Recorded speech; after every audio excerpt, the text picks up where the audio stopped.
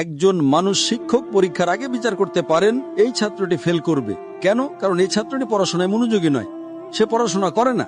শিক্ষক পরীক্ষার আগে ভবিষ্যদ্বাণী করতে পারেন এই ছাত্রটি প্রথম শ্রেণীতে প্রথম হবে, এই ছাত্রটি দ্বিতীয় শ্রেণীতে, আর এই ছাত্রটি ফেল করবে।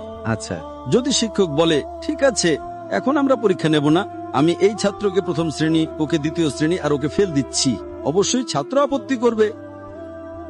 ছাত্র বলবে আমি তো পরীক্ষা দিইনি। শিক্ষক ভুল করতে পারেন কিন্তু সর্বশক্তিমান আল্লাহ ভুল করতে পারেন না। কিন্তু যখন সর্বশক্তিমান আল্লাহ আপনাকে পরীক্ষা না করিয়ে সরাসরি জান্নাতে বা কিছু লোককে জাহান্নামে পাঠিয়ে দেন, তখন স্বাভাবিকভাবেই আমরা আপত্তি করব। এমনকি আমি আপত্তি করব যদি তিনি আমাকে জাহান্নামে পাঠান। আপনি আমাকে জাহান্নামে কেন পাঠালেন? এটা মানুষের প্রতিফলন, এটা সর্বশক্তিমান ঈশ্বরের জ্ঞান নয়। ঠিক, সর্বশক্তিমান আল্লাহ মানুষকে প্রমাণও করতে চান। তিনি চান না যে মানুষ মনে করুক ঈশ্বর অবিচারী। এ কারণেই কোরআন বলে বিচার দিবসে কেউ আল্লাহর বিচার নিয়ে আপত্তি করবে না।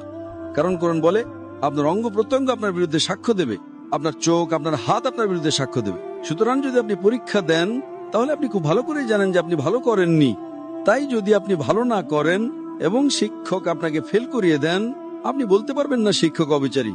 ঠিক তেমনি সর্বশক্তিমান আল্লাহর কাছে ইলমে গায়েব বা ভবিষ্যতের জ্ঞান আছে, কিন্তু তিনি পরীক্ষা হতে দেন যাতে কোনো মানুষ আপত্তি করতে না পারে। কল্পনা করেন যদি কেউ আপনাকে পরীক্ষা না দিয়ে ফেল করিয়ে দেয়, আপনি কি আপত্তি করবেন না?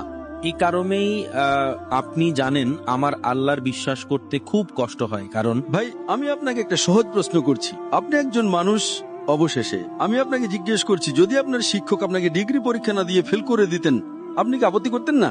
অবশ্যই, কারণ আমি একজন মানুষ। ঠিক এ কারণেই যাতে আপনি আপত্তি না করেন আপনাকে পরীক্ষা দিতে হবে। এটাই আপনার প্রথম প্রশ্নের উত্তর। একজন মানুষ শিক্ষক পরীক্ষার আগে বিচার করতে পারেন এই ছাত্রটি ফেল করবে। কেন? কারণ এই ছাত্রটি পড়াশোনায় মনোযোগী নয়, সে পড়াশোনা করে না। শিক্ষক পরীক্ষার আগে ভবিষ্যদ্বাণী করতে পারেন এই ছাত্রটি প্রথম শ্রেণীতে প্রথম হবে, এই ছাত্রটি দ্বিতীয় শ্রেণীতে, আর এই ছাত্রটি ফেল করবে। আচ্ছা, যদি শিক্ষক বলে ঠিক আছে এখন আমরা পরীক্ষা নেব না, আমি এই ছাত্রকে প্রথম শ্রেণী, ওকে দ্বিতীয় শ্রেণী আর ওকে ফেল দিচ্ছি, অবশ্যই ছাত্র আপত্তি করবে। ছাত্র বলবে আমি তো পরীক্ষা দিইনি। শিক্ষক ভুল করতে পারেন কিন্তু সর্বশক্তিমান আল্লাহ ভুল করতে পারেন না। কিন্তু যখন সর্বশক্তিমান আল্লাহ আপনাকে পরীক্ষা না করিয়ে সরাসরি জান্নাতে বা কিছু লোককে জাহান্নামে পাঠিয়ে দেন, তখন স্বাভাবিকভাবেই আমরা আপত্তি করব। এমনকি আমি আপত্তি করব যদি তিনি আমাকে জাহান্নামে পাঠান। আপনি আমাকে জাহান্নামে কেন পাঠালেন?